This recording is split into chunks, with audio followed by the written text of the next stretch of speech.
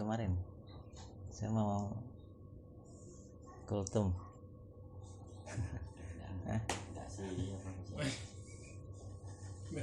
Di resume yang kemarin, materi kemarin.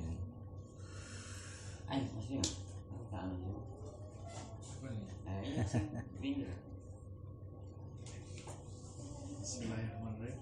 Alhamdulillahirrahmanirrahim. Ya, saya coba menyampaikan apa yang saya pahami kemarin.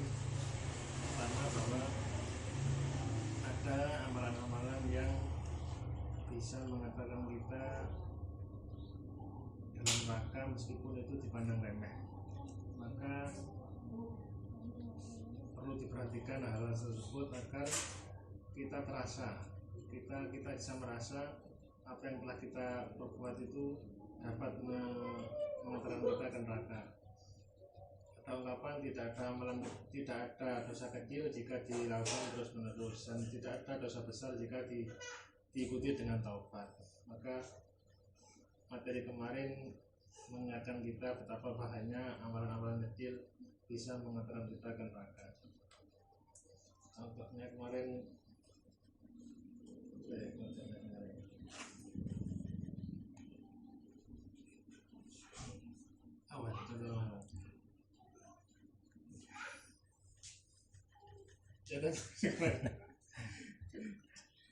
ya mungkin nanti direfresh Ustaz. Intinya itu dosa kecil bisa mengantarkan kita ke neraka yang mungkin dianggap sepele oleh sebagian orang. Makanya kita perlu mendalami apa-apa yang perlu kita waspadai agar tidak tergelincir dalam dosa-dosa kecil. Begitu, Ustaz. Silakan. Bismillahirrahmanirrahim. Alhamdulillah wassalatu wassalamu ala Rasulillah wa ala alihi wa mawalah. Rabbi shrah li sadri wa yassir li amri wa hlul 'uqdatam min lisani yafqahu qawli. Rabbi zidni ilma warzuqni fahma. Allahumma la sahla illa ma ja'altahu sahlan wa anta taj'alul hasana idza syi'ta sahla. Amma ba'd. Alhamdulillah, kita memuji Allah Subhanahu wa taala nikmatnya yang begitu besar diberikan kepada kita. Nikmat iman, nikmat Islam, nikmat kesehatan dan waktu luang, kemudian diberikan kemudahan untuk mengisi waktu luang ini dengan ketaatan kepada Allah Subhanahu wa taala. Karena sesungguhnya rezeki yang terbesar yang Allah berikan kepada hambanya, rezeki yang paling besar itu ketika diberikan surga. Berapa banyak mungkin orang mengira rezeki itu hanya yang bersifat materi. Tapi kalau kita lihat di surat At-Tolak ayat 11, ternyata Allah sebutkan di situ ketika Allah berbicara tentang surga buat orang-orang yang beriman dan beramal soleh, Allah katakan qad ahsanallahu lahu rizqa. Sungguhnya Allah memberikan rezeki yang terbaik. Jadi rezeki yang terbaik itu ternyata surga dan jalan untuk menuju surga, itu rezeki yang terbaik. Dan kita di waktu ini diberikan salah satu rezeki yang terbaik itu, jalan menuju surga. Sebagaimana hadis Rasulullah, man salaka tariqan yaltamisu fi ilma sahhalallahu lahu bihi tariqan ilal jannah. Barang siapa yang menempuh perjalanan dalam rangka mencari ilmu, maka Allah akan mudahkan baginya jalan menuju surga. Jadi rezeki yang terbaik yang Allah berikan adalah surga dan jalan untuk menuju surga. Itu rezeki yang terbaik.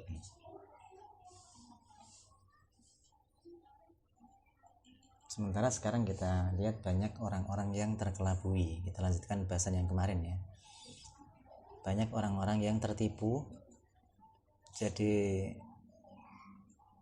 mereka salah dalam membedakan antara berharap pada Allah Subhanahu wa taala dan terkelabui. Kemarin sudah belum? Al-farqu baina husnudzon wal magrur. Perbedaan antara husnudzon, baik sangka, dan terkelabui. Udah ya? Iya. Jadi banyak orang yang terperdaya ketika hidup di dunia. Kalau dulu mungkin orang lebih jujur ya, terperdaya tapi jujur, bahasanya jujur. Jadi mereka itu mengatakan kenapa mereka cenderung kepada dunia, kemudian sibuk dengan dunia, kemudian asik dengan dunia. Karena kata mereka, sebagian dari mereka mengatakan dunia itu sesuatu yang kontan, cash. Sedangkan akhirat itu sesuatu yang kredit. Kontan lebih bermanfaat dibanding dengan yang kredit. Ya.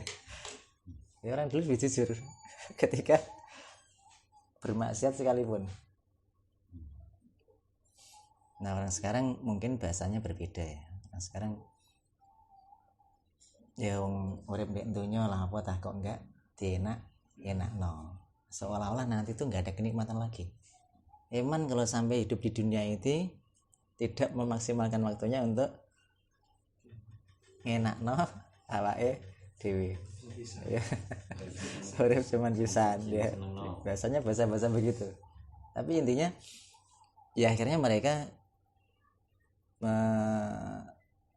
mensikapi hidup mereka dengan sikap yang salah.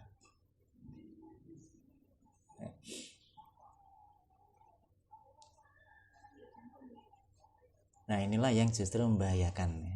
Sebagaimana sabda Rasulullah SAW ya. Ketika Rasulullah menggambarkan kondisi kaum muslimin yang dimakan seperti makanan dalam piring oleh musuh-musuhnya ya, jadi dicabut rasa mahabbah ya, bukan mahabbah itu takut karena karena wibawa, ketakutan karena wibawa, itu mahabbah pakai H ya. Ini dicabut perasaan ini dari hati musuh-musuh Islam. Jadi musuh-musuh sudah nggak ada perasaan takut dan gentar kepada kaum muslimin, walaupun jumlahnya banyak. Sebabnya karena ya ini satu, dan hubud dunia, cinta dengan dunia. Orang yang cinta dunia gandengannya mesti takut mati. Iya.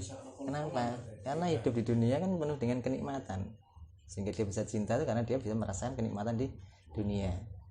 Sehingga enggan dan enggak mau melepaskan kenikmatan itu. Ya. Pernah salah satu ulama salaf bertemu dengan salah satu penguasa saat itu, penguasa tertinggi khalifah. Khalifah itu nanya, kenapa kami ini takut mati? Kata ulama tadi, karena kalian menghancurkan akhirat kalian dan membangun dunia kalian, sehingga takut mati ya. Nah, dunianya yang dibangun, akhiratnya dihancurkan. Itu di masa dulu ya. Nah, sekarang kalau kita lihat ya tadi slogan-slogannya atau bahasa-bahasanya, bahasa-bahasa menunjukkan memang dunia itu harus dimaksimalkan semaksimal mungkin untuk bersenang-senang. Apa udah kaya raya? Udah foya-foya, tua kaya raya, nanti masuk surga. Gawe atus dhewe nek ngono. Terus gawe surga dhewe. Ya.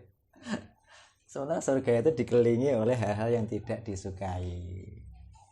Neraka dikelilingi oleh hal-hal yang disukai. Ini bertolak belakang dengan slogan tadi kan.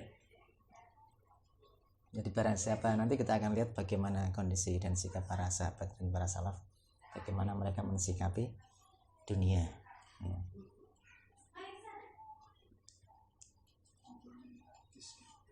Untung lu seneng mangan telo saiki apa mangan roti tapi sasi ngarep. Telo saiki ya. Jadi enak yang kontan daripada yang kredit ya. Tempe kenyataan mangan sate mimpi. Iya. Itu satu problemnya karena kurangnya ilmu dan kurangnya keyakinan. sehingga dia ragu-ragu dengan kehidupan akhirat. Ya. Salah satu problemnya ya, kenapa ragu-ragu dengan kehidupan akhirat? Itu satu, ilmunya kurang. Dua, keyakinannya kurang.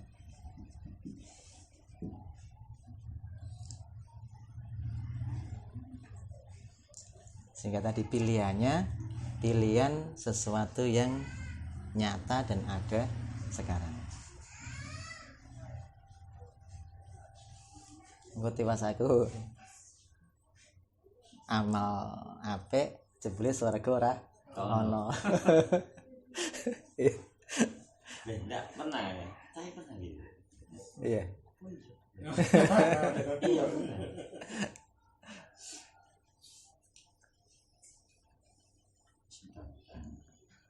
Mudah-mudahan Mas. Berarti enggak terkelabui loh. Kan bisik-bisik kan kadang-kadang enggak di hati itu. Iya. Kalau antum tahu ada raja yang sangat baik kepada rakyatnya, adil, ilmunya luas, bijaksana, kira-kira raja yang seperti itu antum percaya apa enggak? Infonya antum percaya apa enggak?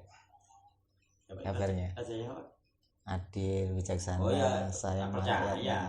Iya, percaya Percaya, yang kan? adil. Iya. Iya. Terus yang menyampaikan info itu utusannya yang nggak pernah bohong. Percaya nggak dengan info itu? Percaya. Nah, makanya modalnya itu ini, yakin. Yakin. Ya. Termasuk rukun iman kan? Iman kepada Allah, kepada Rasul, dan para malaikatnya. Itu hakikatnya itu ya gaib semua. Kitab itu kan karena Allah berikan wahyu. Wahyu itu sesuatu yang enggak kelihatan. Kalau sesuatu yang gaib ya kita harus pertebal keyakinan. Kenapa kita yakin? Karena satu, kita semenjak lahir ataupun masih dalam kandungan itu sudah diurus oleh Zat yang maha perkasa. Kita nggak bisa apa-apa kan. Kemudian yang kedua, setelah kita bisa menggunakan akal kita mendapatkan kabar atau info dari orang yang terpercaya. Makanya butuh dua hal ini ya, supaya kita yakin dengan kehidupan akhirat.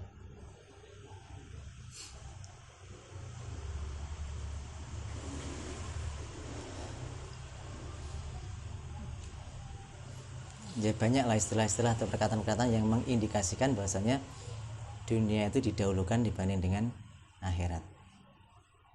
Maka akhirnya kehidupannya tadi timpang ya. Dia berharap dengan akhirat tapi tidak melakukan amalan untuk akhirat. Ya.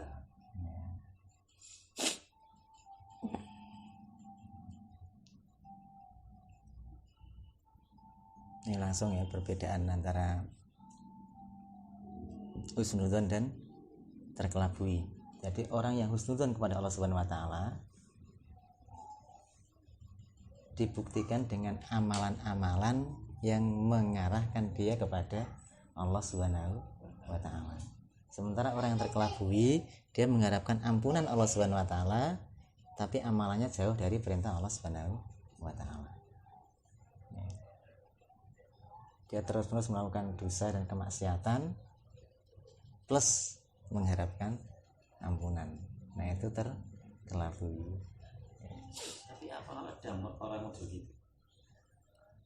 Yakin dengan Nah, Allah. kemarin banyak yang dikisahkan itu kan ya karena tadi ilmunya yang masuk ke otaknya salah.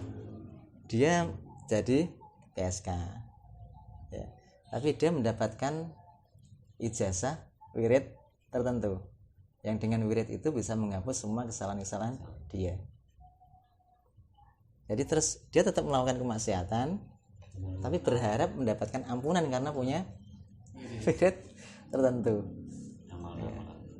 Sementara orang yang husnudzon kepada Allah itu dia meninggalkan dosa dan maksiat walaupun manusia tetap tergelincir dalam dosa dan kesalahan, tapi bukan yang disengaja dan bukan dosa dan kesalahan yang diremehkan. Tergelincir kan nggak disengaja kan ya.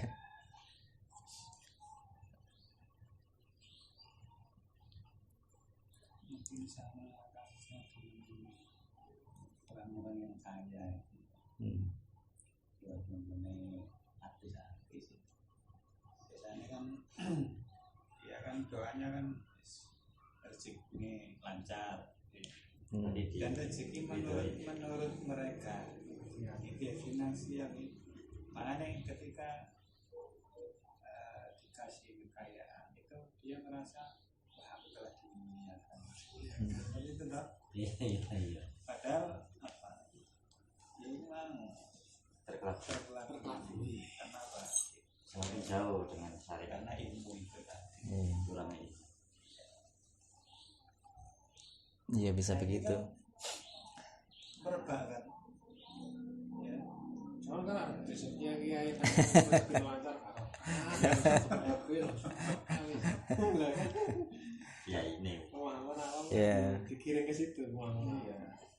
Mau masuk ini ya nggak apa apa rezeki udah dikirim ke situ sekarang pemahaman. Seolah-olah Tadi ya. seolah-olah orang yang selalu hidupnya susah seolah-olah kok itu dia dihinakan. dihinakan Sama itu mabtalahu faqadaru alaihi rizqah wa yaqulu rabbi ahana. Disempitkan rezekinya dia katakan aku dihinakan. Dilapangkan rezekinya dia katakan aku dimuliakan. Tidak bisa jadi orang yang dilapangkan rezekinya justru dihinakan oleh Allah Subhanahu wa taala. Bisa jadi orang yang disempitkan rezekinya justru dimuliakan oleh Allah Subhanahu wa taala. surat apa itu? Al-Fajr. Al-Fajr. Iya. Ayatnya. Ayatnya cari dulu. Enggak, tengah. Ya. Surat Al-Fajr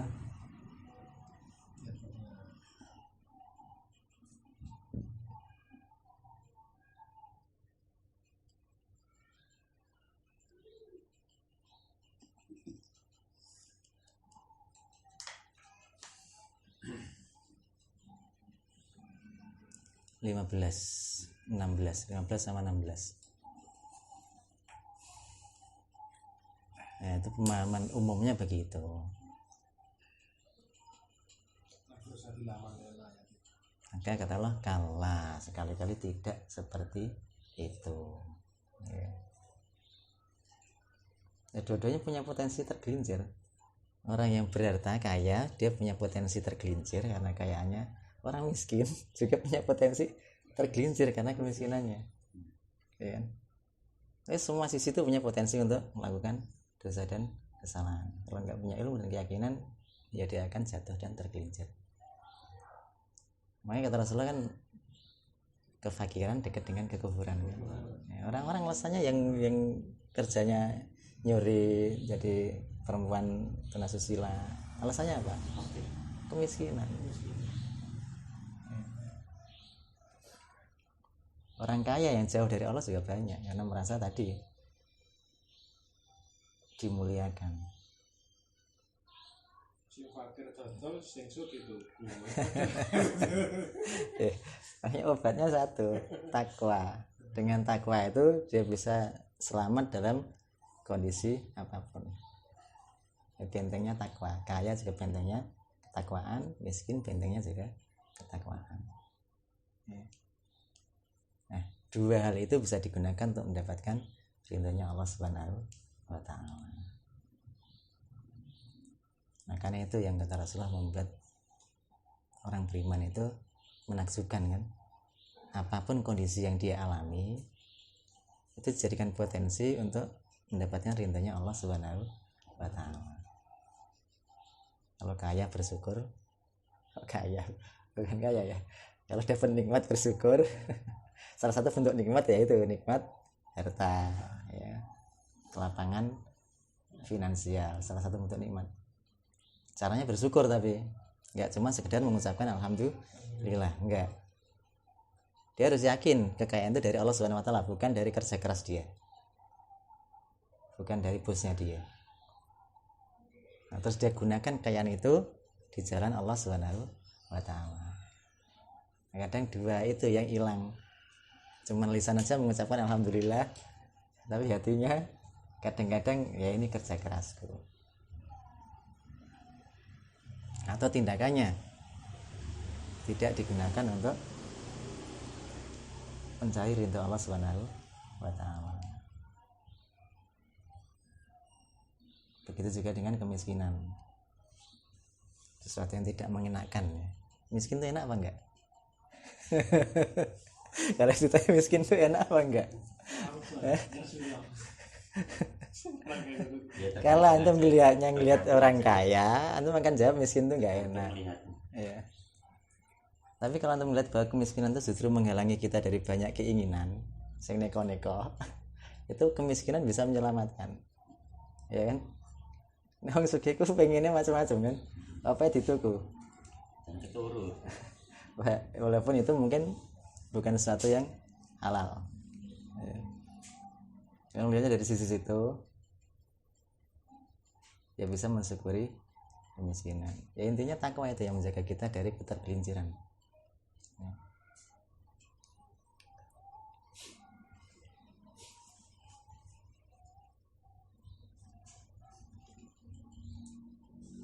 Tadi ya kembali ke kontan sama kredit itu ya.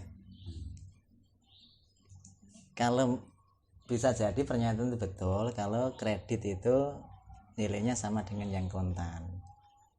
Ya, antum DKI 1 juta saiki sama 1 juta tapi dicicil atau nanti-nanti, ya jelas milih 1 juta yang sekarang. Ya. Tapi kalau nilainya jutaan kali lipat, dikasih 1 juta sekarang atau dikasih 1000 triliun nanti, milih mana? Dan janji itu nanti itu bukan janji orang yang bisa biasanya kali janji. Milih nanti kan. Ya, jadi akhirat itu wal akhiratu khairu wa abqa. Akhirat itu lebih baik dan lebih kekal.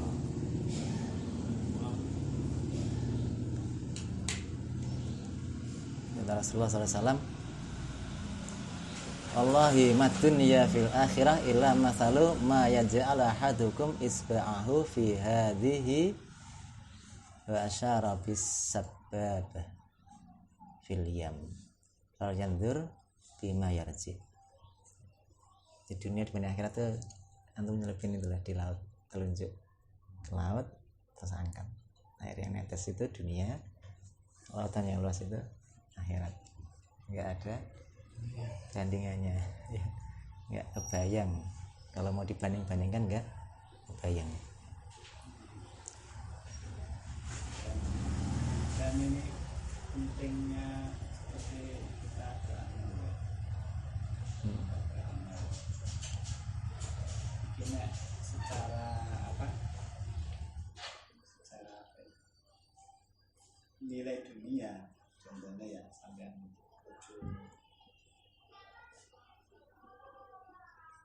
dinilai dunia sesuai kan hasilnya wakil katakanlah maksudnya gini, apa yang saya lakukan di dunia dengan hasil yang luar biasa hasilnya ya. Itu kan ya apa ya, membuat sampean seneng kan bukan hasil kan.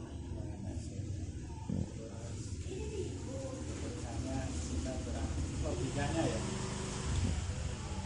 kita beramal katakanlah mulai umur 40 sampai 60 Salam.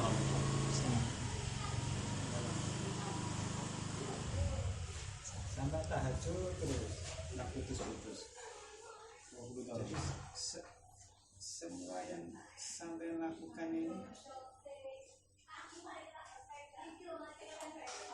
terus pokoknya semuanya dilakukan dengan dikasih apa? Dengan dikasih ganti oleh Allah, kira-kira imbang nggak? Enggak ya. Sangat nggak imbang. Iya. Masya sampai lelah koyo apa ya? Keimbang dengan nikmat. dengan Iya. apa jaminan oleh Allah kira-kira imbang. Sama sekali tidak imbang. Ya Pak. Apalagi nek adewe tidak melakukan seperti itu. Sing koyo ngono ae lho, Tidak imbang. wis gak imbang. Kan ya. Padahal kalau sampean mengejar dunia ya boy. Padahal dunia kok sebesar apapun nilai dunia di mana Kecil. mungkin nanti segone itu kayak aneh. Jadi kita berpayah-payah dalam urusan akhirat itu kalau apa-apa nih asli ini dengan nanti apa ganti Imbalannya. imbalannya Iya. karena mulai umur piro lah katakanlah wis umur 15 sampai 80 lah Soro-soro lah itu. soro kira-kira seimbang itu tuh belum imbang. Iya.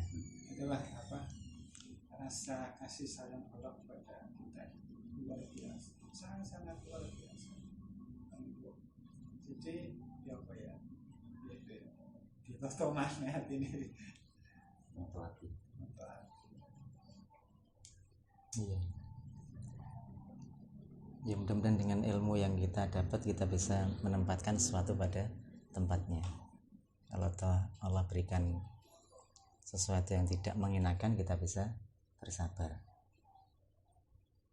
Ya kalau memang kondisi kita nggak enak, diberikan ujian ekonomi, diberikan ujian kesehatan, ya kita harus banyak melihat dalil-dalil yang membuat kita senang dengan ujian-ujian itu, ya kan?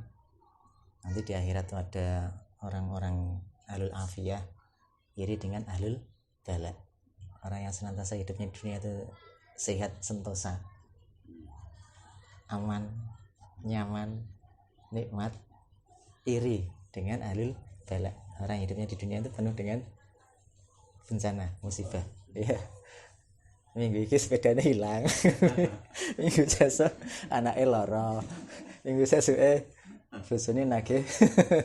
Ya, terus masalah terus. Ketika dia bisa bersabar, nah nanti itu dicemburi oleh orang-orang yang hidupnya aman sentosa. Kenapa? Karena dia langsung masuk surga duluan dibanding dengan ahlul afiyah. Sampai-sampai kalau bisa ditebus kenikmatan itu dengan cara menyayat-nyayat daging, mereka mau. Ya. Itu yang buat kita itu bisa tenang ketika menghadapi kesempitan atau ujian dari Allah Subhanahu wa Ta'ala. Dan hadis yang itu, yang orang yang paling sengsara itu, yang dicelup di surga itu, ya nggak tahu, mudah-mudahan bukan di antara kita yang paling sengsara dicelup surga. Nggak pernah kerasa lagi sengsara yang dia rasakan kan.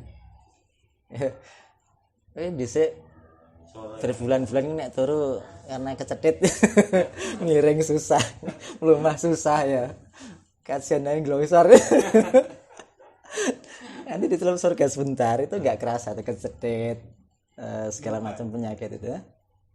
Membuat dia lupa seakan-akan Iya, karena saking nikmatnya. Ya. kesenangan kabeh wis. Jadi enggak. Enak menarik enak atau Jadi, kenikmatan. Apa ya? Ibaratnya secara logika. Sak nikmat-nikmati apa lho? Cilik to. Tambah naik. Iya. Ini nek ukuran dunia lho ya. Kayak nikmat sing koyo apa lah, paling nikmat sak dunia lah. Kira-kira cik lali enggak sama biar-biar dia sensor. Lali bisa. Karena terpilih loh. Iya eling tapi wis terlupakan wis kadung enak saiki ya. Ya eling sih esuk eling. Pasti eling. Kalau dia akhirat enggak iso. Langsung wis hilang. Eling deh, ya eling tapi nggak kerasa. Yang itu melapar seharian lapar kan, golek mangan susah, njaluk ora dikai, nyolong kena polisi, susah wis kerja ditolak-tolak. tiba-tiba di sore ketika lapar-laparnya kita ada orang ngasih bungkusan terus kita makan lapar sih tadi hilang apa amblas hilang inget tahu lapar tapi laparnya sudah hilang karena ada kenikmatan apalagi akhirnya kenikmatannya besar. Sama kebalikannya orang yang paling nikmat itu ya begitu lahir hadiah mobil baru lahir udah bisa nyopir loh. Nanti nikah hadiah rumah miliaran itu nggak kerasa sama sekali kalau dia dicelup di neraka. Ya tadi ya jadi kita bisa bersabar atau bersyukur karena ilmu dan keyakinan ya. Jadi punya basirah ilmu dan keyakinan serta kesabaran. Maka hal inilah yang Allah isyaratkan di surat As-Sajdah ayat 24. Ketika mampu bersabar dan meyakini ayat-ayat Allah Subhanahu wa taala, maka mereka Allah jadikan menjadi pemimpin yang mendapatkan petunjuknya. Wa ja'alna minhum a'immatan yahduna bi amrina lamma sabaru. Dan kami jadikan di antara mereka para pemimpin yang memberikan petunjuk dengan perintah kami. Kapan? Ketika mereka bersabar. Wa kanu bi ayatina yuqinun. Dan terhadap ayat-ayat kami mereka yakin. Nah, obat yang paling mujarab dari pembahasan kemarin kembali kepada Al-Quran. Al-Quran itu obat yang paling mujarab. Antum nyari orang yang paling susah di Al-Quran ada. Antum nyari orang yang paling senang dan bisa bersyukur di Al-Quran ada. Nabi Sulaiman ya. Nah, contoh-contoh itu yang membuat kita bersabar.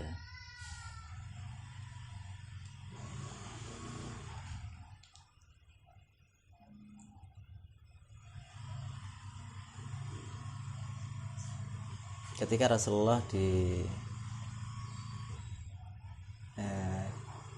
tahun berapa ya?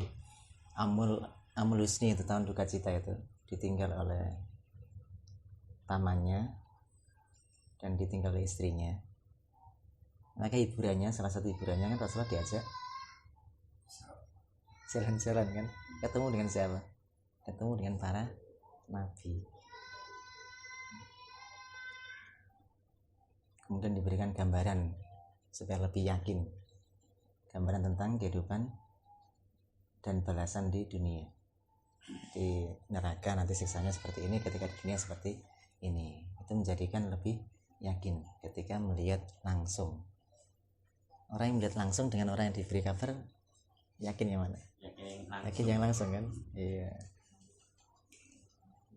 Sama ketika Nabi Ibrahim minta, Nabi Ibrahim kan yakin, sudah yakin, cuman untuk menambahkan keyakinan minta kepada Allah, pengen tahu bagaimana burung itu bisa hidup, ya kan? Nah, suruh Allah motong di sini, dipisah di bukit sebelah sana. Nah, itu menambah keyakinan ketika bisa melihat langsung. Ya, tapi kita cukup mendengarkan kabar dari orang yang sangat terpercaya, nggak harus melihat langsung.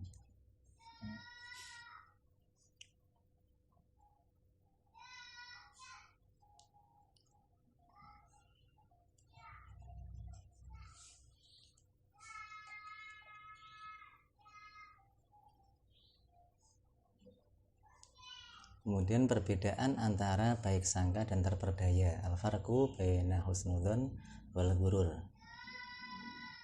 Ya, sudah ya tadi ya. Ya intinya orang yang baik sangka itu dia melakukan kebaikan-kebaikan menuju ke arah apa yang dia sangka. Sementara orang terkelabui larinya dan jalannya itu ke arah yang berlawanan dengan apa yang dia sangkakan. Jadi orang yang baik sangka itu dia menanam harapan secara benar. Antum punya sawah, antum punya harapan sawah itu akan tumbuh subur, mengeluarkan buah dan hasil panennya dengan bagus dan banyak. Terus nggak ngerjain apa-apa, ngarep tok buah api banyak. Itu namanya berharap atau Mimpi. pengedan. Dengan Terkelabui kan. Nah, itu terkelabui. Mengharap hasilnya bagus tapi tidak mengerjakan amalan dan perbuatan yang menjadikan hasil itu bagus. Ya. Nah, hati-hati antara harapan dan terkelabui. Jangan sampai kita merasa berharap tapi justru kita tidak melakukan upaya untuk mendapatkan apa yang kita harapkan. Nah, gue poso apa Asyura ya, yang menghapus dosa setahun. Itu jadi kartu saktinya. Terus dia melakukan perbuatan apa aja, dosa dan kemaksiatan, karena punya tadi modal puasa. Nah, itu terkelabui. Ya sama tadi, dia nanem tapi dia nggak pernah merawat tanaman itu, dia rusak tanaman itu.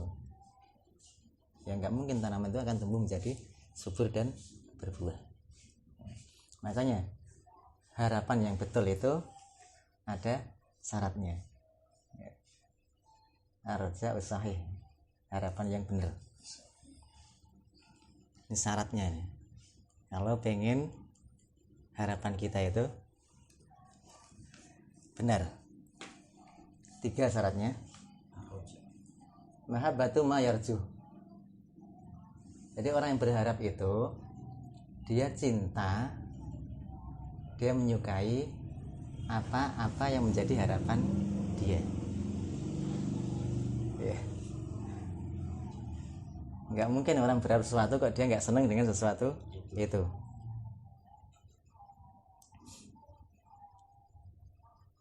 Jadi punya rasa cinta terhadap apa yang dia harapkan.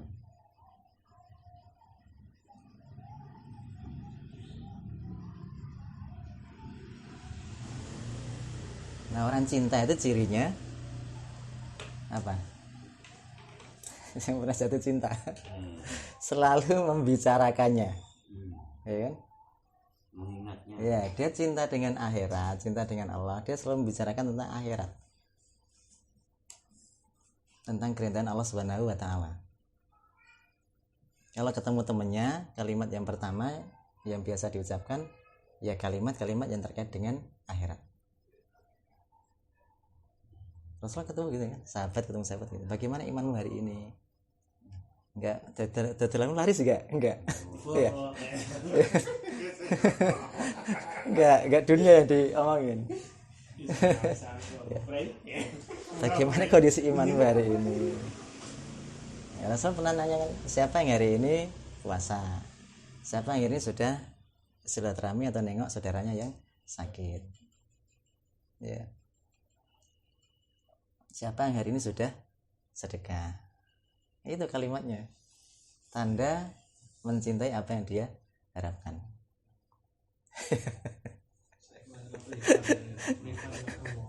Saya ingin ketemu coba. Apa yang dibicarakan? Culan.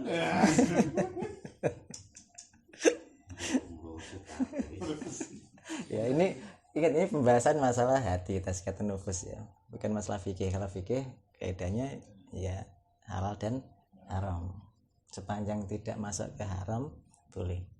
Jadi ulama fikih ya dia melihat seluruh manusia itu punya kondisi iman yang berbeda-beda. Tapi walaupun begitu ulama-ulama mazhab tidak mengambil pendapat yang paling mudah ya. Yang mengatakan pendapat misalnya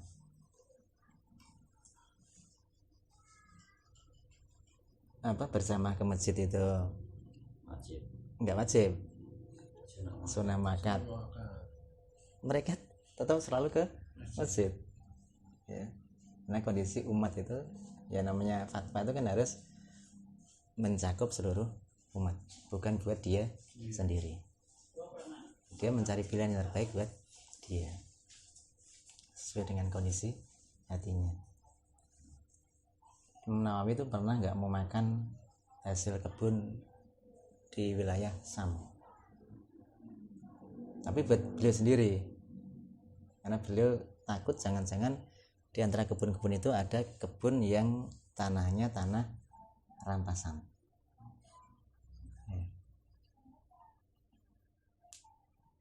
Nah ini syaratnya dia mencintai apa yang menjadi harapannya.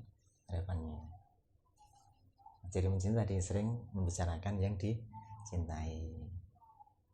Terus bergetar hatinya ketika mendengar yang dicintai disebut. Ya. Jadi kalau diingetin dengan akhirat, diingetin dengan surga neraka, dia ada getaran hati. Perhatian. Ya. Enggak malah, ini urusanku dewe. Urusan, iya kan? Ini urusanku dewe.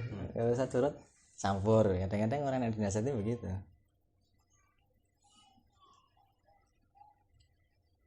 Ini di antara tanda cinta itu begitu.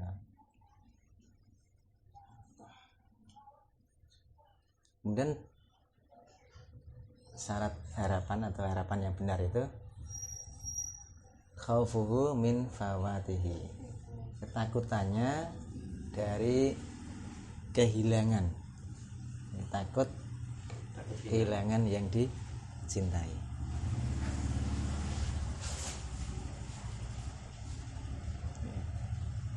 Nggak bisa mendapatkan apa yang dicintai itu menjadikan dia takut.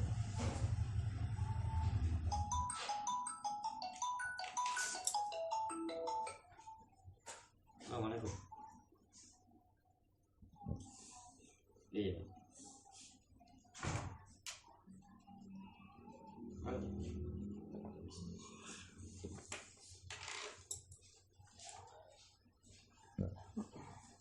Kalau harapannya pengen istri 2, 3, 4 ya diomongin itu terus.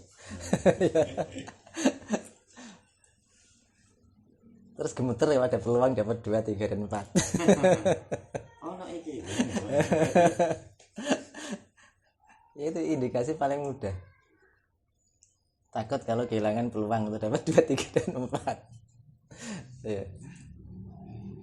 Kita nanti akan lihat kalau ada kesempatan bagaimana kondisi para sahabat dan ulama dulu. Jadi yang kedua, roja yang benar itu, harapan yang benar itu takut kalau kehilangan apa yang dia harapkan.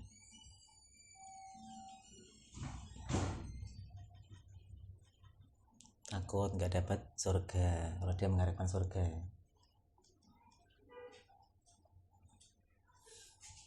Takut amalnya itu tidak diridhai oleh Allah Subhanahu wa ta'ala. Takut amalnya tidak diterima oleh Allah Subhanahu wa ta'ala. Dia beramal tapi dia takut kalau amalnya tertolak. Yang ketiga, sa'yahu min tasilihi bihasbil imkan. Berikhtiar berupaya sungguh-sungguh untuk mendapatkan apa yang diharapkan dengan perhitungan yang memungkinkan sesuai kemampuan ya. Min tahsilihi,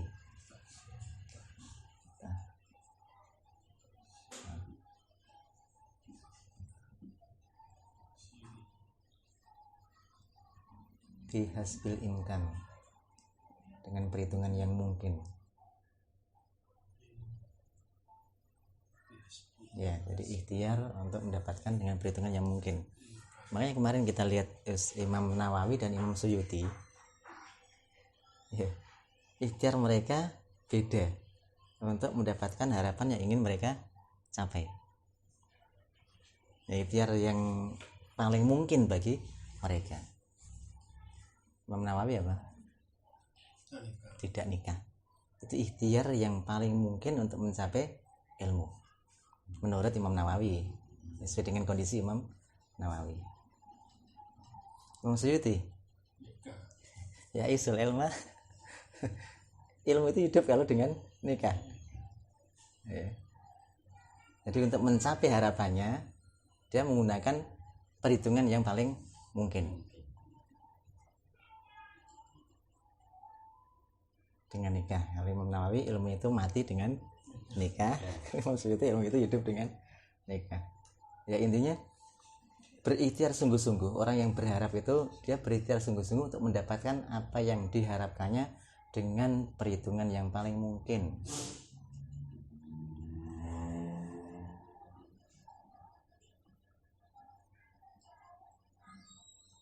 Untuk mencapai harapan tersebut. Berikhtiar sungguh-sungguh dengan usaha ya. Untuk yang mungkin berikhtiar sungguh-sungguh.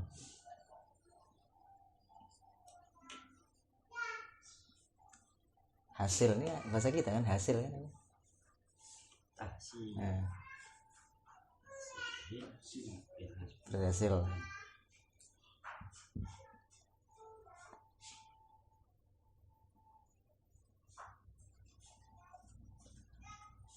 Imam Ghazali itu ini kadang-kadang kondisi Allah kan takdirkan sesuatu kadang-kadang tidak kita sukai kan, tapi bisa jadi di balik itu ada hikmah yang besar karena Allah itu ahkamul hakimin ya.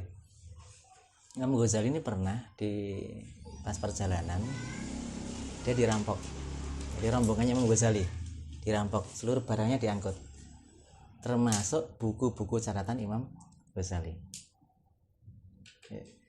Ya, akhirnya Imam Ghazali memberikan diri datang ke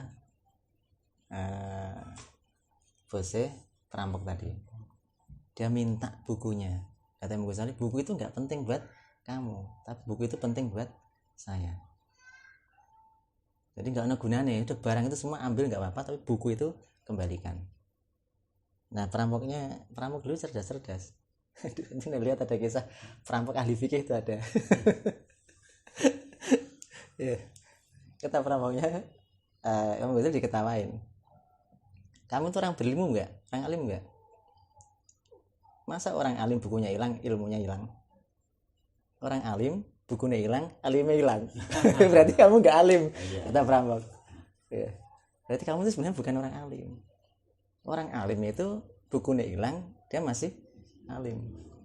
Nah kamu bukumu hilang, alimmu hilang. Nah itulah yang membuat Imam Ghazali terpicu. Akhirnya apa? Diapal semua catatannya. Nah kita kan nggak digituin, encen kono. Ilmu kita ada di buku, ada di laptop, HP ini hilang, ilmunya hilang. iya enggak hilang mana ya Laptopnya hilang, ilmunya hilang. Itu dia yang membuat Imam Ghazali itu kemudian semua catatannya dihafalkan. Sehingga akhirnya kata Imam Ghazali, sekarang aku tenang, catatanku mau diambil silahkan.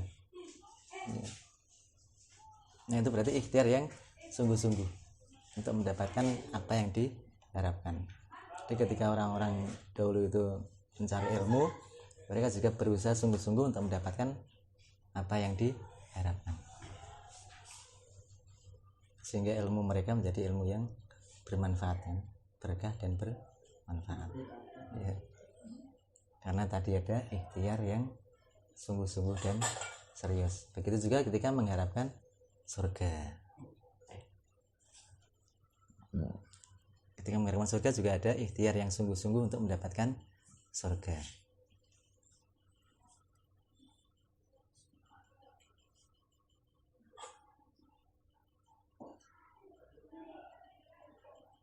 Di hadis ya dari Abu Hurairah, barang siapa yang takut terlambat, niscaya ia akan berjalan semalam suntuk, dan barang siapa berjalan semalam suntuk, ia pasti akan sampai ke tempat tujuannya. Ala inna sil'atallahi ghaliyah, ala inna sil'atallahil jannah. Ketahuilah bahwasanya barang dagangan Allah itu mahal, dan ketahuilah sesungguhnya barang dagangan Allah itu surga. Barang dagangan Allah itu surga. Mahalnya kenapa mahal? Karena harus diupayakan dengan sungguh-sungguh. Untuk jadi dokter mahal nggak? Mahal kan? Prosesnya panjang, biayanya besar. Ada yang pernah ngitung berapa biaya untuk jadi dokter? Ya, itu dokter. Mahal kan dari sisi biaya dan dari sisi usaha. Ya. Kecuali antum jahitnya pakaian putih dewe, nggak usah sekolah. Jadi polisi mudah, tentara mudah. Tinggal nih pasar seragam gitu. Tapi kan sensasi konangan. Itu dunia ya, apalagi surga. Dagangan Allah itu surga, dagangan Allah itu mahal. Dari sisi itu nilainya mahal. Kenapa terasa mahal? Karena kita merasa apa yang kita punya itu milik kita, sehingga mahal dan berat untuk mengorbankan di jalan Allah Subhanahu wa Ta'ala. Tapi kalau kita merasa semua itu milik Allah, sesungguhnya dagangan Allah itu enggak terasa mahal, ya kan? Innallaha ashtara minal mu'minina anfusakum wa amwalakum bi anna lahumul jannah. Sesungguhnya Allah telah membeli dari diri orang beriman jiwa dan harta mereka dengan apa? Surga. Jadi yang dibeli itu jiwa dan harta. Jadi ongkos surga itu jiwa dan harta. Kalau dipikir kan murah. Harta yang ngasih Allah kan? Ya. Jiwa kita juga yang ngasih Allah. Kalau dipikir itu murah. Terasa mahal karena kita merasa harta itu milik kita. Jiwa ini milik kita. Sehingga berat dan enggan untuk bertransaksi dengan Allah Subhanahu wa Ta'ala. Transaksi jual beli yang menguntungkan. Nah, itu yang dipahami oleh para sahabat. Ya. Jadi jual beli yang menguntungkan itu ya jihad fisabilillah, iman kepada Allah dan Rasulnya, serta berjihad di jalannya. Hal adullukum ala tijaratin tunjikuna min adzabin alim. Ya. Perdagangan yang menguntungkan, menyelamatkan dari azab yang pedih. Tu'minuna billahi wa rasulihi wa tujahiduna fi sabilillah. Ya. Sehingga sahabat itu ketika meninggal kalimatnya kalimat orang yang untung besar. Ada yang tertusuk tombak yang keluar dari lidahnya apa? Fustu fi rabbil Ka'bah. Aku telah menang. Aku telah sukses wahai Rabbnya Ka'bah. Ya. Jadi enggak malah susah.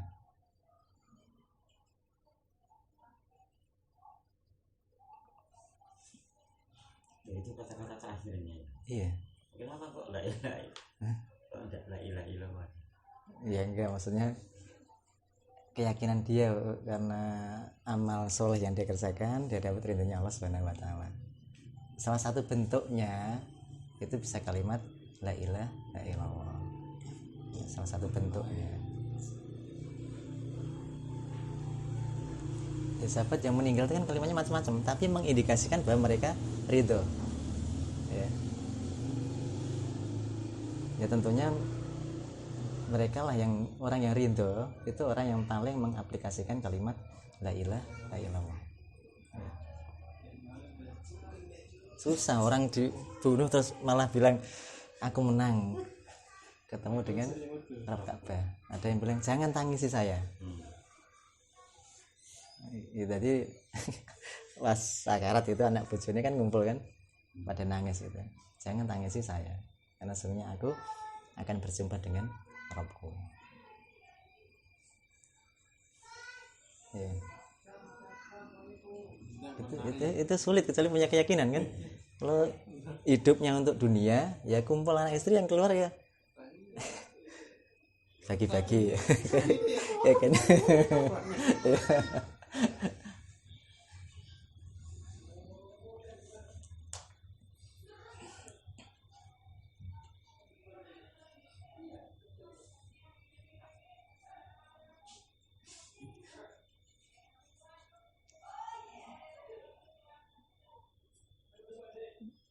Nah ini kondisi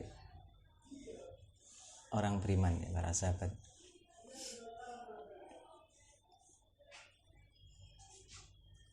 Ketika turun ayat ini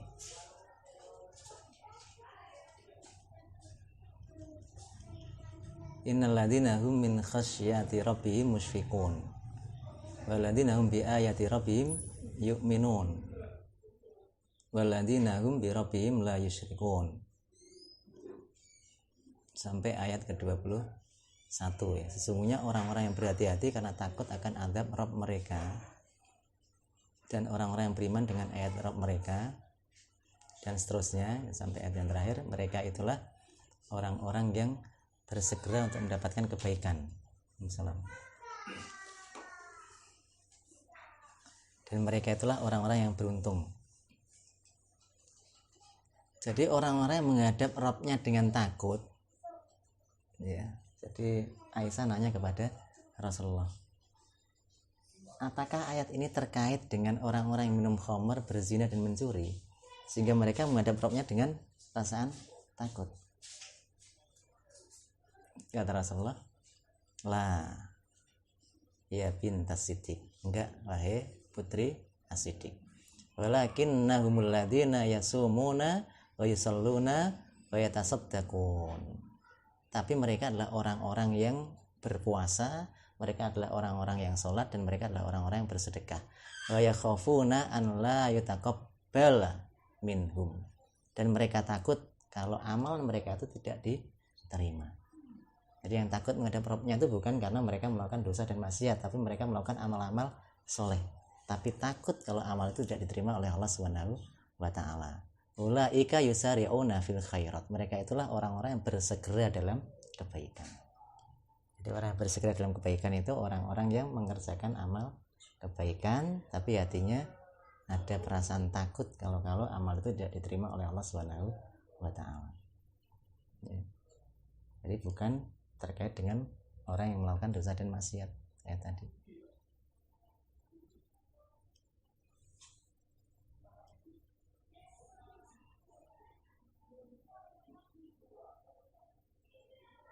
Nah, ini yang dipahami oleh para sahabat radhiyallahu anhum. Mereka menggabungkan antara raja dan khauf, ya, harapan dan takut. Jadi mereka para sahabat itu berada dalam puncak amal, tapi disertai dengan takut. Ya. Sementara kita, ya, atau sekarang orang-orang sekarang kecuali yang dirahmati Allah SWT, itu berada dalam kurangnya amal, tapi disertai dengan rasa aman. Nah, ini bedanya.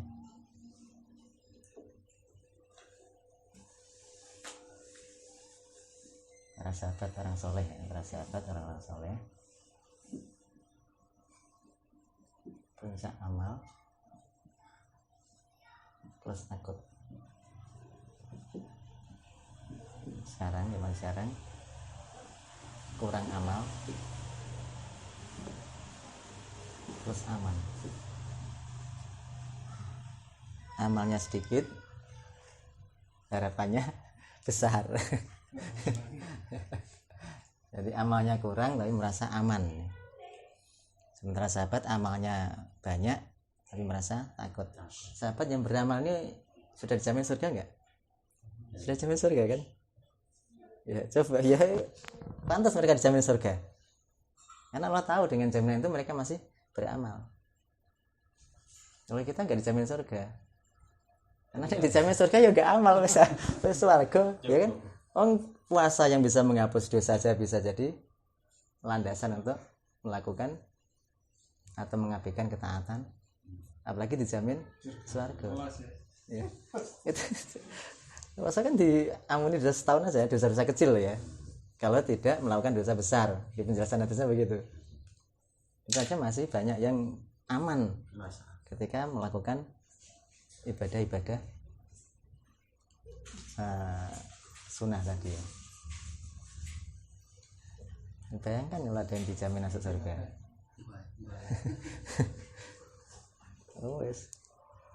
Ada yang punya pemahaman udah sholat di Masjidil Haram, di Masjid Nabawi, itu sama dengan 1000 sholat di masjid biasa kan.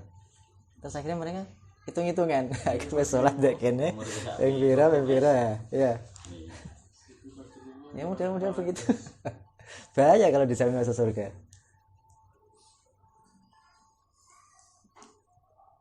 Ini perkataan Abu Bakar As-Siddiq ya. Perkataan Abu Bakar As-Siddiq, orang yang imannya kalau ditimbang dengan iman satu bumi lebih berat. Aku ingin sekiranya aku menjadi selai rambut di sisi seorang hamba yang mukmin. Kemudian kata beliau juga sambil megang lisannya, kata beliau, inilah yang menggiringku ke dalam kebinasaan. Abu Bakar ini sosok yang sangat banyak menangis. Jadi menangis itu bukan aib. Menangis bagi laki-laki bukan aib. Nangisnya tapi ya. Salah satu yang dinaungi di hari yang gak dinaungan itu orang yang air matanya jatuh ketika ingat Allah Subhanahu wa Ta'ala di tempat yang sepi, bukan di tempat yang ramai. Kalau tempat ramai mungkin di majelis zikir kita bisa ikut nangis karena ada samping kita nangis. Ya, nggak ngerti. Suasana nangis itu yang buat kita nangis. Walaupun itu nggak apa-apa, kata Abu Bakar. Abu Bakar memang orang yang sering nangis kan. Kata beliau menyarankan menangislah. Kalau nggak bisa nangis, pura-pura nangis. Ya, jadi nggak apa. Maksudnya itu biar bisa melembutkan hati. Paksa untuk bisa menangis. Saking lembutnya hati beliau, Abu Bakar, ketika Abu Bakar diminta untuk menjadi imam, kata anaknya, jangan Abu Bakar yang jadi imam. Kalau jadi imam itu suaranya nggak pernah bisa kedengaran jelas, karena bareng dengan isak tangisnya. Ya. Ini kata Abu Bakar As-Siddiq radhiyallahu anhu. Kalau sholat, beliau seperti batang pohon disebabkan rasa takutnya kepada Allah Subhanahu wa Ta'ala.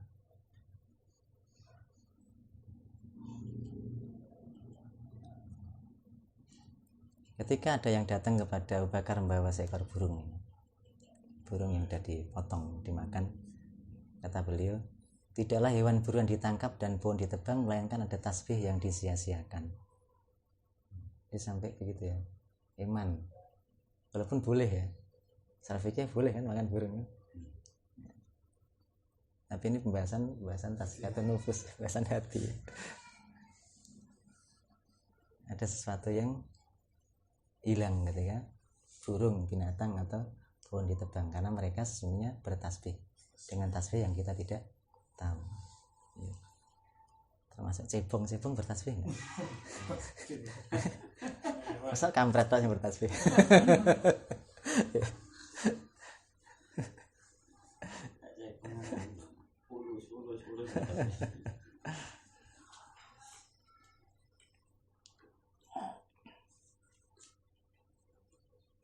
Kemudian ketika Abu Bakar As-Siddiq mau meninggal, beliau manggil putrinya sekaligus istrinya Rasulullah SAW.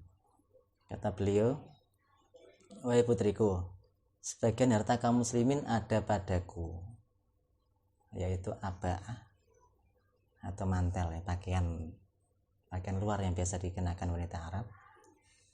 Satu itu. Yang kedua bejana atau wadah untuk memerah susu. Yang ketiga budak. Jadi punya 3 harta ketika mau meninggal. Pakaian luar yang bisa dikenakan wanita, terus kaleng susu sama budak wanita. Beliau nggak mau itu ada di tangan beliau. Terus kata beliau, bawalah sekarang kepada Umar bin Khattab. Ya. Jadi nggak pengen meninggal dengan bawa harta kaum muslimin. Nah inilah yang buat Umar tuh mengatakan, ya bahasa kita mungkin tanda kutip mengeluh ya, Abu Bakar yang gawe aku susah. Ya, biasanya pengganti kan harus niru apa yang diganti kan. Dan Abu Bakar tuh sebenarnya lebih susah lagi karena yang diganti Rasulullah SAW. Harus niru yang diganti. Tapi kalau yang diganti jelek ya jangan ditiru.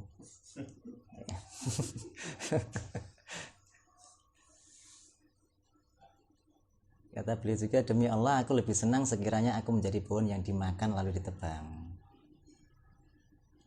Menunjukkan ketawaduan beliau ya. Merasa nggak punya amal yang bisa dihadapkan di hadapan Allah Subhanahu wa Ta'ala.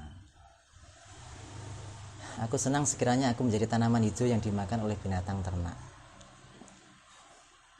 Nah, ini kondisi kejiwaan Abu Bakar As-Siddiq radhiyallahu anhu. Sementara Umar bin Khattab juga punya kondisi kejiwaan yang hampir sama ya. Ketika membaca surat At-Tur, kemudian sampai di ayat yang ke-7, inna adzaba rabbika lawaqi', sesungguhnya azab Rabbmu pasti terjadi.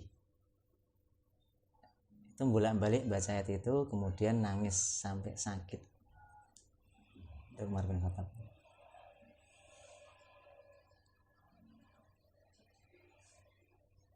Diinteraksi dengan Al-Quran begitu luar biasa.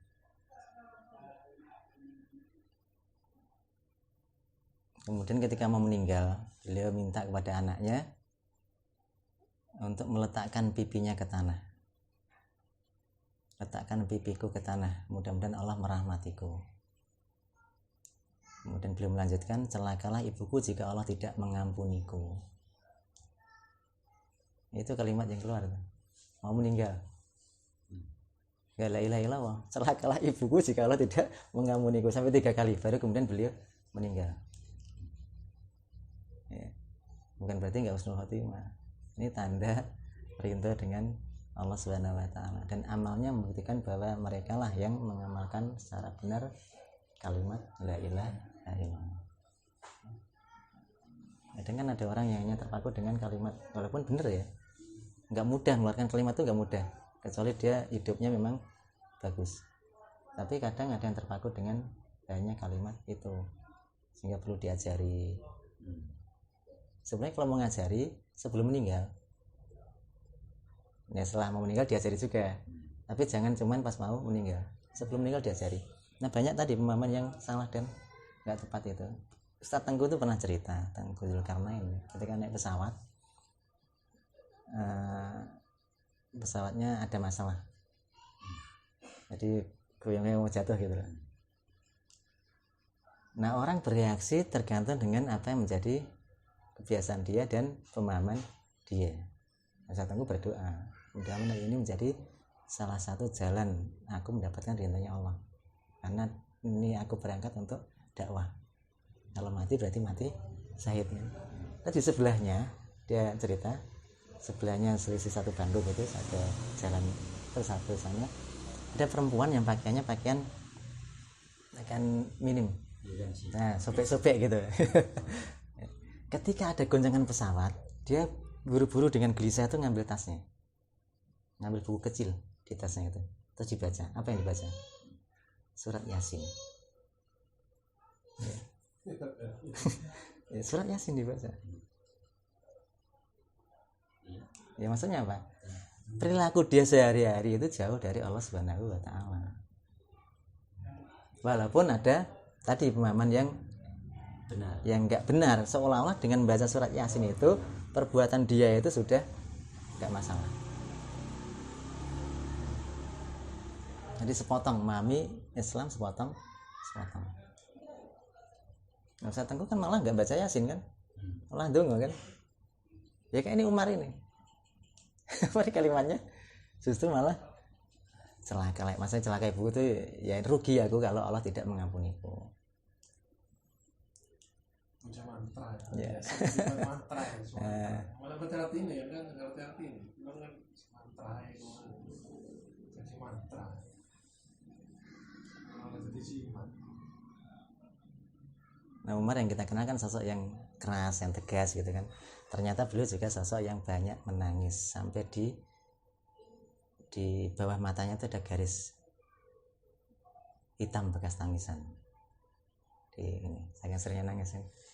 Bekas hitam biasanya saking sering istilah saking seringnya ya kena benda yang lain.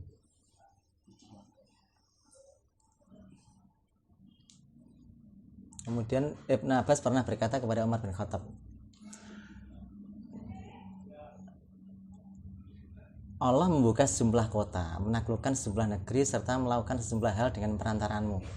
Maksudnya ini loh, jasa Umar itu luar biasa besar ya, banyak kota ditaklukkan, banyak negeri yang ditaklukkan, dan banyak hal kebaikan yang terjadi di masa Umar bin Khattab.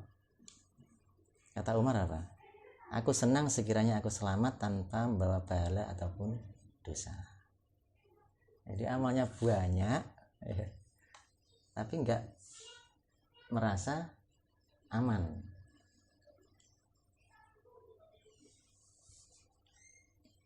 Kemudian khalifah yang ketiga, Utsman bin Affan.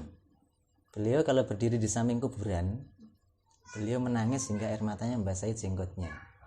Kemudian berkata, sekiranya aku berada di antara surga dan neraka, sedangkan aku tidak tahu ke arah mana dari keduanya aku diperintah, sungguh aku memilih menjadi abu sebelum aku mengetahui mana yang akan ditetapkan untukku. Ya. Jadi nggak ngerti mau dibawa kemana, maka beliau milih untuk jadi abu, sudah nggak usah dihisap.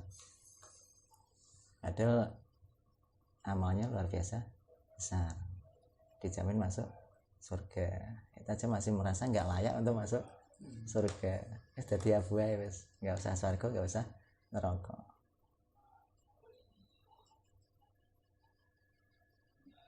Ali bin Abi Thalib juga sama, sosok yang banyak menangis karena takut dengan Allah Subhanahu wa Ta'ala. Pernah di mihrab itu sampai pagi ya, sampai matahari bersinar itu beliau cuma bolak-balikkan tangan, Pak. Ya. Jadi kata beliau, aku menyaksikan dulu para sahabat itu adalah sosok yang begitu luar biasa ibadahnya, sampai pakaian mereka berkibar-kibar di tiup angin, sampai dahi mereka itu seperti lutut kambing, tapi mereka masih takut kepada Allah Subhanahu wa Ta'ala. Maka kata beliau, panjang angan-angan akan melolehkan akhirat, sedangkan mengikuti hawa nafsu akan mencegah dari kebenaran. Ingatlah, dunia telah berbalik pergi dan akhirat sedang datang menghadap. Masing-masing dari keduanya mempunyai anak, maka jadilah anak-anak akhirat, jangan menjadi anak-anak dunia. Sesungguhnya hari ini adalah amal tanpa hisab, dan besok adalah hisab tanpa amal. Nah, nanti di akhirat nggak ada amal, tinggal ngitung, Pak. Siapa tadi? Ya? Kata-kata siapa tadi? Ali bin Abi Thalib. Dipotong-potong biasanya. Iya. Ya, diambil sebagian-sebagian.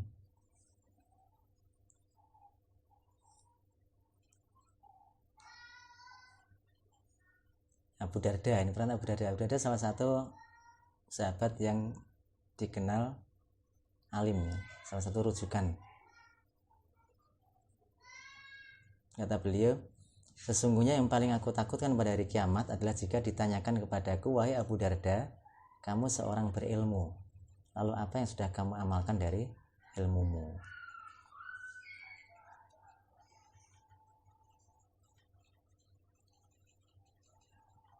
Sekiranya kalian mengetahui apa yang akan kalian temui setelah kematian, tentu kalian tidak memakan makanan sesuai selera, tidak minum sesuai selera, dan tidak masuk rumah untuk bernaung di dalamnya.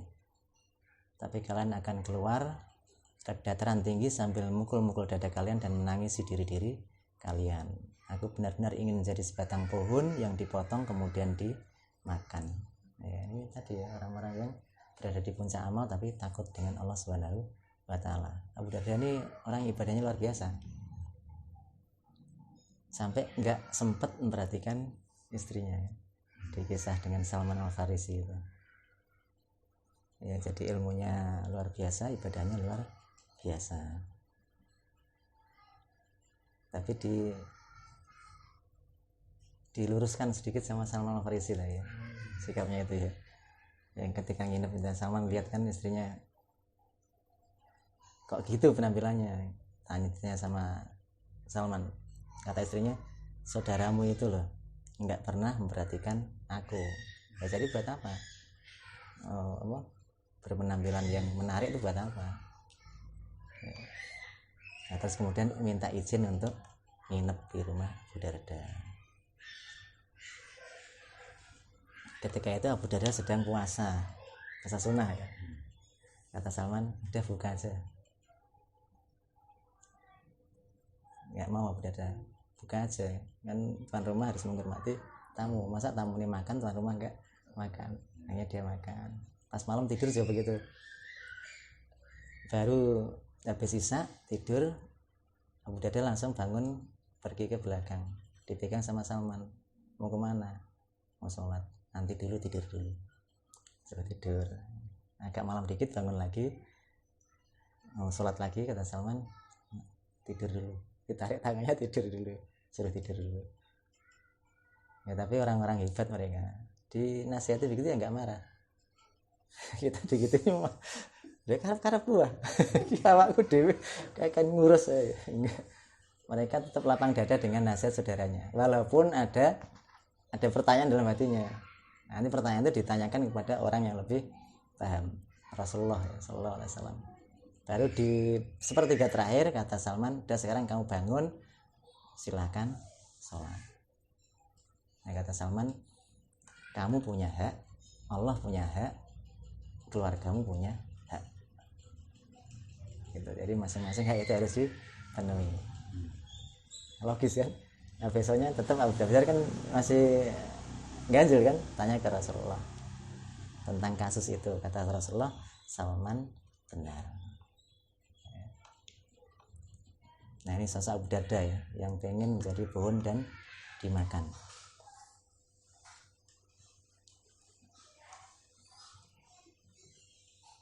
Kemudian Ibnu Abbas juga begitu, di bawah matanya ada semacam tali sendal. Karena saking seringnya menangis. Abu Dzar ini sosok yang kalau orang sosialis mengatakan ini tokoh sosialis, padahal enggak ya. Mereka ngarang-ngarang aja, dipas-pas no ya. Memang beliau itu sangat sederhana.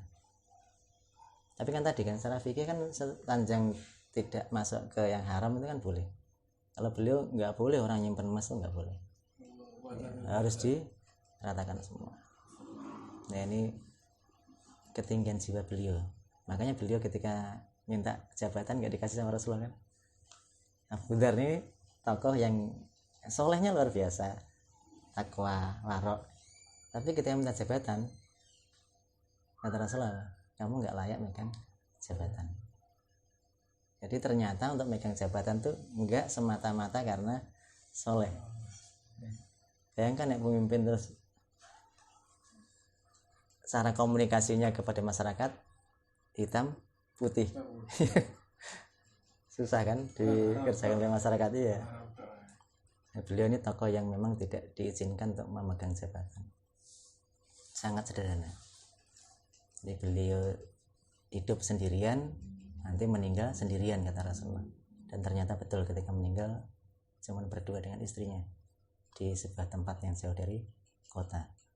Nah ketika ditawarkan kepada beliau nafkah sehari-hari, jadi kartu sehat, kartu sakti, kartu mau dikasih semua, kartu apa lagi? Oh dikasih semua, segala macam kartu-kartu itu. Kata beliau, enggak, aku telah punya kambing betina yang kami perah, keledai yang kami tunggangi, terus mantan budak yang melayani kami, dan kami punya kelebihan abaah, pakaian wanita, itu sudah cukup. Sementara aku takut dihisab atas hal-hal tadi, jadi cuman punya kambing betina untuk diperah, jadi ada sumber makanan, ada keledai, ada sarana transportasi, ada pelayan, ya, terus ada pakaian, itu cukup memberatkan ya. Itu aja takut dihisab oleh Allah Subhanahu wa Ta'ala.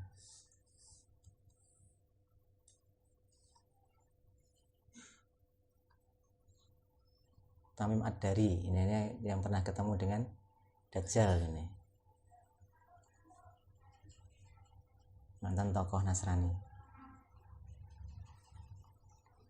Ketika membaca surat Al-Jasiyah sampai ayat 21, Am hasibal ladzina jatarahus sayyiati an naj'alahum kal ladzina amanu wa 'amilus shalihat. Apakah orang-orang yang melakukan dosa menyangka bahwa kami akan menjadikan mereka seperti orang-orang beriman dan beramal soleh?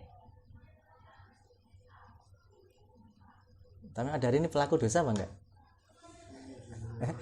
Enggak kan, tapi ketika membaca ayat ini seolah-olah itu dosa itu hanya dihadapkan kepada dia, sehingga membaca ini beliau ulang-ulang sampai subuh nangisnya ya, dari Isya sampai subuh diulang-ulang ayat Al-Jathiyah 21.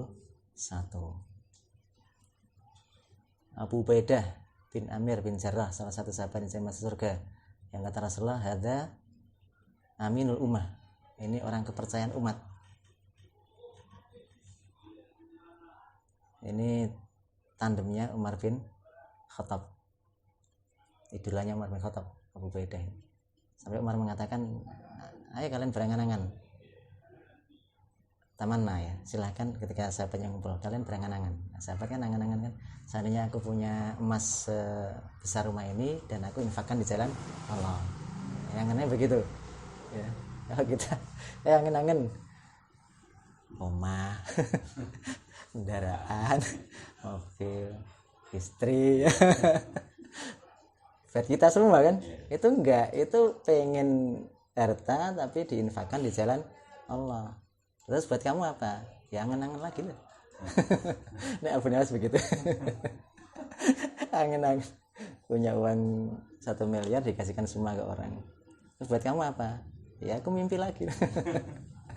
Tapi ini enggak ya. Kata Umar, kalau aku berharap seandainya rumah ini ada orang sepenuh Abu Ubaidah. Jadi Ubaidah ini idolanya Umar bin Khattab, tandemnya. Abu Bakar tandemnya Khalid bin Walid. Ya disilang ya. Jadi Khalid karakternya mirip Umar, Abu Ubaidah karakternya mirip Abu Bakar. Nah, ada gas, ada rem. Gas tak ya tublik.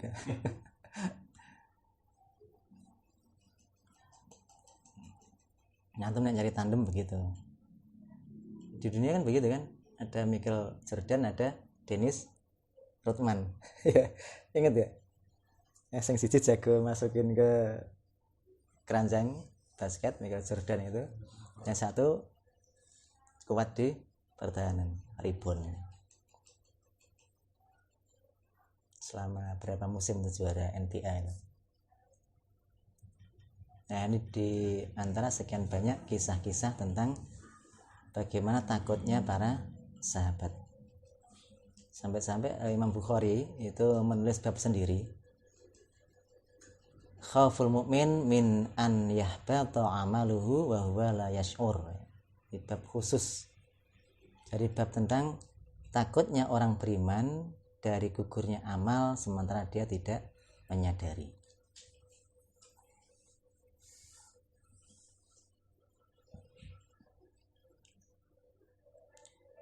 Salah satu tabi'in mengatakan, aku pernah bertemu 30 orang sahabat Nabi, semuanya takut apabila kemunafikan menimpa mereka. Jadi sahabat takut kalau ditimpa kemunafikan. Tidak ada seorang pun dari mereka yang mengatakan bahwa imannya seperti iman Jibril dan Mikail. Jadi sahabat itu tadi ya, kalaupun di puncak amal mereka takut kalau ditimpa kemunafikan. Kisah yang terkenal kisah Abdullah itu ya. Alhamdulillah munafik, alhamdulillah munafik. Gitu.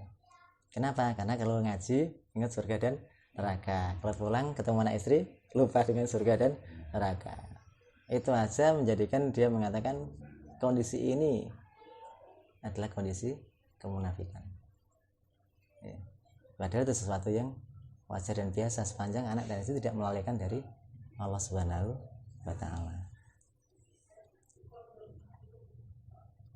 Sampai Umar bin Khattab kan tadi kan dijamin masuk surga kan, itu datengin Hudzaifah bin Yaman, itu salah satu sahabat yang dikenal dengan yang tahu rahasia Saibul Sirri. yang tahu rahasia-rahasia ya, intelnya Rasulullah. Jadi beliau itu ngerti daftar orang-orang munafik. Rasulullah kan tahu kan, yang dikasih tahu Hudzaifah bin Yaman. Nah, Umar nanya kepada Hudzaifah bin Yaman, namaku masuk nggak di daftar itu? Ini karena takut ya, kalau masuk ke dalam golongan orang yang munafik, padahal level amal mereka berada di puncak. Kata Hudzaifah, tidak, kamu nggak termasuk dalam daftar orang munafik. Tapi kata Hudzaifah, setelah ini aku nggak mau ngasih tahu orang lain, udah cukup kamu aja tak kasih tahu, nggak usah ngasih tahu yang lain. Ya takutnya nek dikasih tahu nanti orang lain nanya semua, ya kan? Kalau nanya semua repot kan? Iya, ya aku munafik nggak? Nanti yang lain nanya, dijawab kan? Aku munafik nggak? Akhirnya ya repot sendiri. Seperti Rasulullah kan, ketika ada orang yang minta didoakan, ya termasuk salah satu di antara 70.000 orang yang masuk surga tanpa hisab, terus minta didoakan, kata Rasulullah apa? Kamu sudah didahului Ukasah. Ya. Udah cukup itu aja. Kalau Rasulullah doain dia, bisa kan? Nanti semua orang minta doain semua, repot. Maka cukup dengan kalimat kamu sudah didahului Ukasah. Maksudnya setelah itu nggak usah ngesentakan wes. Ya. Ini serupa dengan sikap Hudzaifah tadi ya. Bukan berarti nggak mau ngasih tahu atau nggak mau mendoakan, enggak. Ya kadang-kadang gitu, antum nek ditanya ya perlu dipikir. Kalau jadi repot nggak usah dijawab. Kalau jadi repot. Tapi kadang-kadang kita nggak jawab bukan karena jadi repot, bukan. Karena kita memang nggak tahu jawabannya. Terus pura-pura melemparkan ke orang lain. Apalagi pertanyaan anak-anak kita, itu kan pertanyaan yang sangat polos, lugu, dan kadang-kadang sulit dijawab. Iya, sulit dijawab. Ya, langit kok biru ya? Kenapa ya? Susah jawabnya kan ya? Bu, tukang cat tuku cat warna liane nggak ono. Atau kalau kita nggak bisa jawab, biasanya kita akan tunjukkan ke istri kita, takon ibu mulai aslinya WD nggak bisa jawab kan. Ke ibunya nanti, ya ini repotnya jadi anak itu begitu, kalau nggak dijawab dengan baik ya, diarahkan dengan baik, nanti ibunya juga akan bilang, malah akhirnya anaknya akan semakin paham lagi, kok bapak ibuku bodoh kabeh.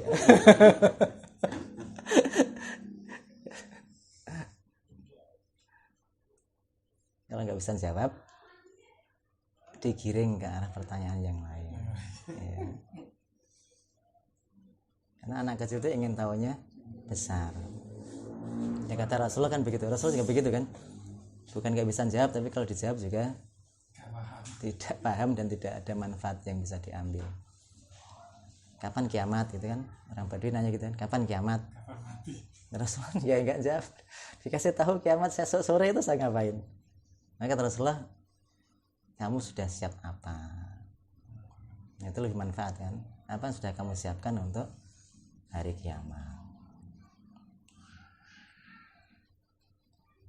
Ini kalau belajar di Rasulullah, ya banyak kecerdasan Rasulullah dan kecerdikan, ya. Cerdas sekaligus cerdik. Enggak cuma cerdas ya, cerdas sekaligus cerdik. Menang mana orang cerdas sama orang cerdik? Kalau cerdas itu Einstein itu cerdas tuh ya. Kalau cerdik Abu Nawas. Nah, menang mana cerdas sama cerdik? Menang cerdik. Milih cerdas sama cerdik? Rasulullah cerdas sekaligus cerdik ya. Jadi jawabannya benar sekaligus tepat. Ada anekdot Einstein ketemu Abu Nawas kan, nggak tahu ketemunya di mana, nggak tahu. Tapi ketemu, kata Einstein, kamu kalau bisa jawab pertanyaan saya kasih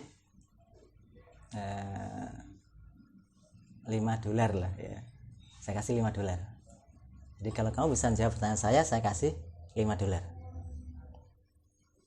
Kalau saya nggak bisa jawab pertanyaanmu, kamu tak kasih $100. Ya. Jadi kalau Einstein nanya, Abu Nawas nggak bisa jawab, maka Abu Nawas ngasih $5. Tapi kalau Abu Nawas yang nanya, Einstein nggak bisa jawab, Einstein ngasih $100. Einstein nanyanya, kalau ada benda seberat 10 kilo jatuh dari ketinggian 10 km, kira-kira berapa menit dia jatuh ke bumi? Abu Nawas langsung ngasih $5. Yang bisa jawab langsung $5. Ya, Abu Nawas terus saya tanya, gantian nanya, binatang apa yang kalau turun dari gunung itu kakinya 3, kalau naik kakinya 5? Ya. Einstein nggak bisa jawab kan, ngasih $100. Penasaran Einstein, emang binatang apa? Abu Nawas ngasih $5 lagi. Abu Nawas juga nggak bisa jawab soalnya. Nah itu orang cerdas sama orang cerdik ya.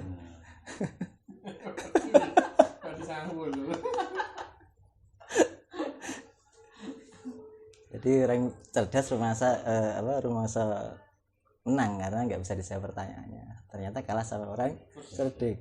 Ya. Nah, Rasulullah itu cerdas sekaligus cerdik. Jadi cerdik itu cenderung mendung ya.